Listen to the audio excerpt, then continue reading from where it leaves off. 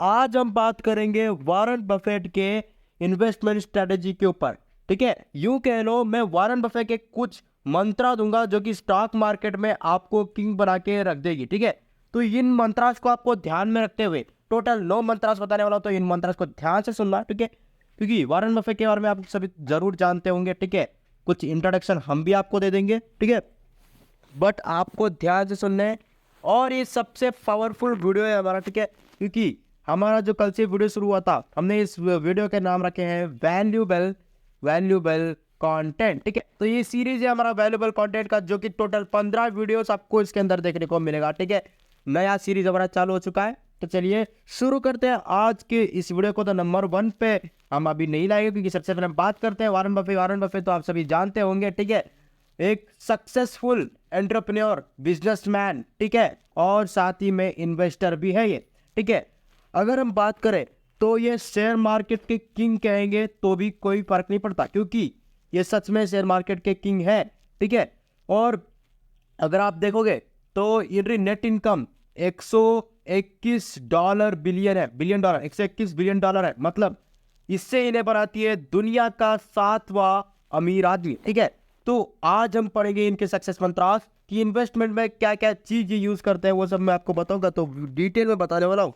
Video को and तक जरूर देखिए। तो नंबर 1 पॉइंट पे हम ला रहे हैं लॉन्ग टर्म विजन। वैसे तो मैं लॉन्ग टर्म बोलते बोलते थक चुका हूँ, बट फिर भी मैं आपको और एक बात याद दिला दूं। लॉन्ग टर्म सिर्फ हम सीधे साधे लोग हैं ना, पैसे कमाने के लिए नहीं करते लॉन्ग टर्म का यूज। ठीक है, अगर कोई हजारों करोड़ का मालिक है, अगर वो फिर भी इन्वेस्ट कर रहा है, तो वो भी लॉन्ग टर्म विजन ही सोचता है, क्योंकि उसे पता है लॉन्ग टर्म उसे प्रॉफिट देगा, शॉर्ट टर्म उसे उतना प्रॉफिट नहीं देगा। इसलिए आपको वॉरेन बफेट कहते हैं कि आपको लॉन्ग टर्म विजन रखना चाहिए। ठीक है, ये वॉरेन बफेट का पहला गोल्डन रूल है कि आपको लॉन्ग टर्म के बारे में सोचना चाहिए। और आपको उनकी एक फेमस कहावत है कि our favourite holding period is forever, मतलब हमारा जो फेवरेट होल्डिंग है वो सदा के लिए है। ठीक है, ये उनकी कहावत है, और वो ये सब स्ट्रैटेजी का यूज करके आपको पता ही होगा वॉरेन बफेट के बारे में। तो नंबर 2 रूल है।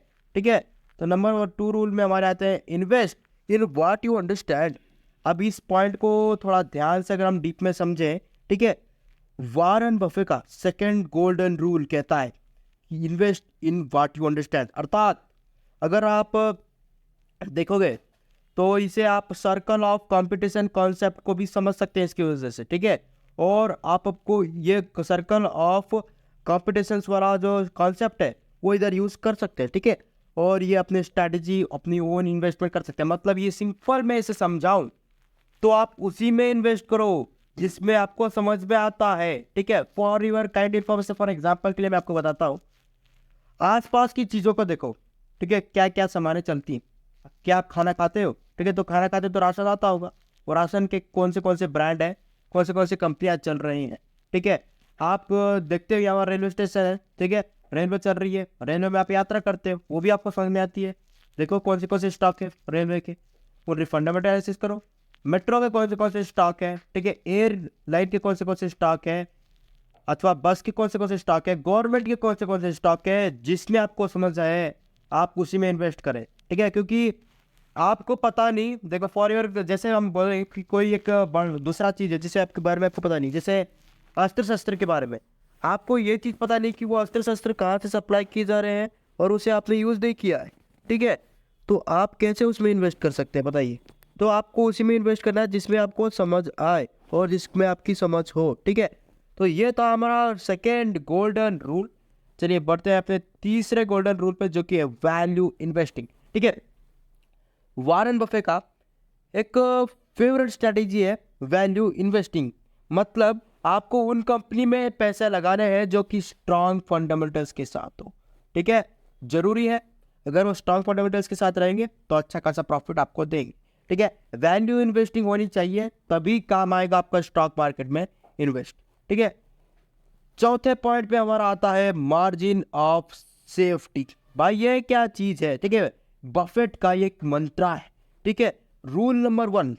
ठीक है, बफेट क्या कहते हैं, ध्यान से सुनो, ये एक स्पेशल मंत्रा है जो वॉरेन बफेट का है। ठीक है, rule number 1, never lost money. मैं यहाँ लिख दे रहा हूँ, ध्यान से समझना, rule number 1, never loss money, मतलब कभी आपको पैसे गंवाना नहीं है, डुबाना नहीं है। और रूल नंबर 2 ये है कि आपको कभी रूल नंबर 1 भूलना नहीं है, ठीक है। ये एक स्पेशल मंत्र है, ठीक है। पहले तो आपको लॉस करना नहीं है, ठीक है। लॉस करना नहीं है तो दूसरा रूल क्या है, पहले रूल को फॉलो करो, उतना ही, ठीक है। तो ये था हमारा चौथा पॉइंट। पांचवा पॉइंट है पावर ऑफ कंपाउंड इंटरेस्ट, ठीक है।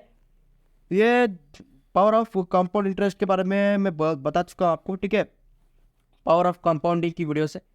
जैसे कि मैं आपको बताता हूँ पावर ऑफ कंपाउंडिंग का, मैं क्या एग्जांपल दूंगा, ठीक है।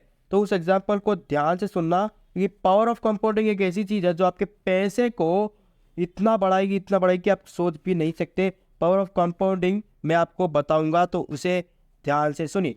एक एग्जांपल को तो मैं बताता हूँ। देखिए, एक स्टॉक है जिसपे आपने इन्वेस्ट किया 100 रुपया, ठीक है, और उसका कंपाउंड इंटरेस्ट आपने अर्न किया 5 रुपया, ठीक है। अब नेक्स्ट कंपाउंडिंग साइकिल में आपको टोटल कितना हुआ, 105 रुपया हो गया, ठीक है, 100 रुपये की जगह, ठीक है, 100 रुपये की जगह 105 रुपया हो गया, ठीक है। तो ये एक समझ सकते हैं। मैं और एक आपको एग्जांपल दूं तो आपके पास $1000 आपकी सेविंग अकाउंट में है, जिसमें आप इंटरेस्ट कमाते हो 5% का, ठीक है, जिसमें आपके हो जाते हैं $50, जो कि न्यू बैलेंस आपके बन जाते हैं $1050, ठीक है। बट ये सब तो सिर्फ कंपाउंड इंटरेस्ट है, कंपाउंडिंग का एग्जांपल आपने जाना है, ठीक है। मैंने आपको एक चेस का, ठीक है, वो एग्जांपल दिया था पावर कंपाउंडिंग। मतलब आपको पता है, आपको मैं 2 चॉइस दूंगा, ठीक है। पहला चॉइस कि आप पूरे 5 करोड़ रुपया उठा लो, ठीक है। दूसरा चॉइस कि आपको मैं पहले दिन दूंगा 1 रुपया, दूसरे दिन दूंगा 2 रुपया, उसके अगले दिन दूंगा 4 रुपया, मतलब हर दिन डबल करते हुए दूंगा टोटल 30 दिन के लिए। तो आप कौन सा चुनोगे, ठीक है। अगर आप समझदारी से काम लेंगे तो आप नंबर 2 वाला चुनेंगे, बट अगर आपको समझदारी नहीं है तो नंबर 1 पे चूज करेंगे, क्योंकि आप सोचोगे 5 करोड़ बहुत बड़ी रकम है, ठीक है। तो और हम 2-2 रुपया डबल करते जाए हम पैसे को, पहले दिन 1 रुपये से तीसरे दिन तक कितना ही पहुंच जाएगा। तो आपको सुन के हैरानी होगी, पूरे 50 करोड़ रुपए पहुंच जाएंगे। मतलब अगर आपने 5 करोड़ चुना तो आप 45 करोड़ का लॉस कर चुके होंगे, ठीक है। ये तो मैं सिर्फ एवरेज कैलकुलेशन के हिसाब से बता रहा हूँ, और भी ऊपर जाती है कैलकुलेशन, ठीक है। तो ये था नंबर 5वां पॉइंट, ठीक है। नंबर 6वां पॉइंट सुन लो, ठीक है। वॉरेन बफेट का नंबर 6वां रूल है, वो है स्टे इन्फॉर्म। बफेट कहते हैं कि आपको कभी भी इन्फॉर्म रहना चाहिए। और आपको एक बात बताता हूँ, वॉरेन बफेट घंटों पढ़ने में बिजी रहते हैं, मतलब जैसे रिसर्च करते हैं ना, पढ़ते हैं, चाहे वो बुक पढ़ते हो, ठीक है, हर दिन वो कुछ ना कुछ पढ़ते हैं, इन्फॉर्म रहते हैं, ठीक है। क्योंकि अगर आप इन्फॉर्म रहेंगे तो ही आप अपने स्किल्स को दिखा पाएंगे, ठीक है। फॉर जैसे कि अभी आपको पता है कि एक स्टॉक है, जिस स्टॉक पे आपने पैसा लगा रखा है, ठीक है, जिस पे आपने $1000 लगा रखा है, ठीक है। अब $1000 आपने लगा रखा है, उस पर कितना हो गया $1000, 80 लाख रुपए से समझ सकते हैं। टोटल वो 80 लाख रुपए नहीं होता है, 8 लाख रुपए, ओके, 8 लाख रुपए होता है, ठीक है। और अगर ज्यादा चले गया तो डॉलर का 8,20,000 होता है, ठीक है। तो वो जैसे ही आपने वो 8,20,000 रुपये लगाया, ठीक है, अगले दिन आपको पता चलता है कि मार्केट गिर रहा है, तो 8,20,000 पे आपको टोटल इंटरेस्ट आया हुआ था 2 लाख का, ठीक है। तो टोटल वो हो चुका था 10,20,000। आपको पैसे की जरूरत थी, बट आप इन्फॉर्म नहीं थे, आपको नहीं पता था कि मार्केट गिरने वाली है, क्योंकि वो मार्केट गिरने से पहले उसके बहुत सारे न्यूज़ आए और गिरने का पूरे के पूरे संकेत भी दी, ठीक है। बट आपने फिर भी अपने प्रॉफिट को बुक नहीं किया, और आपको पैसे की जरूरत थी, और बाद में वो 8,20,000 जाके 6,20,000 हो जाता है, और 2 लाख आपका लॉस हो चुका होता है। मतलब अगर आप इन्फॉर्म रहेंगे तो आप टाइम पे अपने प्रॉफिट को बुक कर पाएंगे, मैं इतना ही कह रहा हूँ, ठीक है। तो ये था हमारा 6वां इंपॉर्टेंट रूल, जो कि वॉरेन बफेट हमें कहते हैं, ठीक है। सक्सेस मंत्रास बता रहा हूँ तो ध्यान से सुनना, ठीक है। 7वां है पेशेंस एंड इमोशनल कंट्रोल, ठीक है। अगर आप इसे ध्यान समझोगे, अगर आप इन्वेस्टमेंट को ध्यान से समझोगे, तो आपको एक बात पता चलेगी कि इन्वेस्टिंग एक इमोशन है, इन्वेस्टिंग एक इमोशनल चीज है, ठीक है। बट वॉरेन बफेट के लिए ये इमोशनल नहीं है, ठीक है। कारण क्योंकि आपको मार्केट की सीक्रेट सीखने होंगे, मार्केट कैसे चलता है, ठीक है। वैसे तो मैं बहुत सारे वीडियो बना चुका हूँ, ठीक है। आपको काम रहना पड़ेगा जब मार्केट टर्बुलेंस करती है, मतलब जब मार्केट ऊपर नीचे होती रहती है, ठीक है। जो पेशेंस है वो आपका एक अल्टीमेट वेपन है, आपका एक महाशस्त्र है, तो उसे ध्यान से यूज करना है, ठीक है। और अपना 8वें पॉइंट पे हम जा रहे हैं, जो कि है डाइवर्सिफिकेशन वर्सेस कंसंट्रेशन। ठीक है। बफेट कहते हैं कि आपको कभी भी डाइवर्सिफिकेशन करनी चाहिए, मतलब आपको एक स्टॉक के ऊपर भरोसा नहीं रखनी चाहिए। आपको अगर आपके पास 1 लाख रुपया है तो 10 स्टॉक्स में इन्वेस्ट करो, 10,000 रुपया, ठीक है। कोई एक लॉस देगा और कोई एक प्रॉफिट देगा। डाइवर्सिफिकेशन जरूरी है, साथ में कॉन्सेंट्रेशन, ठीक है। कॉन्सेंट्रेशन मतलब जब आप फंडामेंटल एनालिसिस करें तो ध्यान से करो, और कॉन्सेंट्रेटेड से आप उस स्टॉक पे इन्वेस्ट करो, ठीक है। तो ये था हमारा 8वां पॉइंट। वीडियो वैसे ही लंबा हो गया है। 9वां पॉइंट है कॉल टू एक्शन, ठीक है। कॉल टू एक्शन और हम से कंक्लूजन भी बता देते हैं आपको, ठीक है। तो देखो, वॉरेन बफेट बहुत सारे सीक्रेट्स रखे हुए हैं और उन्होंने कुछ सीक्रेट्स हमें भी कहा, ठीक है।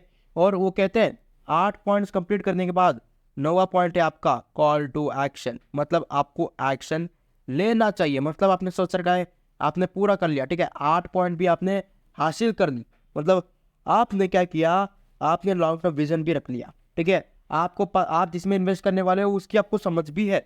उसके बाद आप वैल्यू इन्वेस्ट भी कर रहे हैं, ठीक है। मार्जिन ऑफ सेफ्टी भी आपने अपना लिया है, क्योंकि उस स्टॉक को आपने फंडामेंटल एनालिसिस कर दिया है, ठीक है। उसके बाद पावर ऑफ कंपाउंड इंटरेस्ट को भी आपने समझ लिया। उसके बाद आप इन्फॉर्म भी रहेंगे मार्केट के लिए, कब ऊपर जाएगा कब नीचे जाएगा। अपने पेशेंस और इमोशन को आपने कंट्रोल भी कर लिया, ठीक है। उसके बाद डाइवर्सिफिकेशन और कंसंट्रेशन दोनों आपने लगा ली, आपने 10 स्टॉक चुन लिए। अब आपको देरी है तो स्टॉक में इन्वेस्ट करने की, एक्शन लेने की, ठीक है। जब आप एक्शन लेंगे तभी तो आप पैसा कमाएंगे ना, नहीं तो ये 8 पॉइंट्स रख के आप क्या ही करेंगे। तो एक्शन लेना जरूरी है, ठीक है। तो आशा करता हूँ हमारी ये जो वीडियो है आपको समझ में आई होगी, और ये हमारा वैल्यूबल कंटेंट था, ठीक है। और हम कह रहे हैं कि अगर आप इन्वेस्ट कर रहे हैं तो खुद के रिसर्च पे करें, किसी और की रिसर्च पे कभी भी ना करें, ठीक है। तो मिलते हैं अगले वीडियो के अंदर वैल्यूबल कंटेंट के साथ।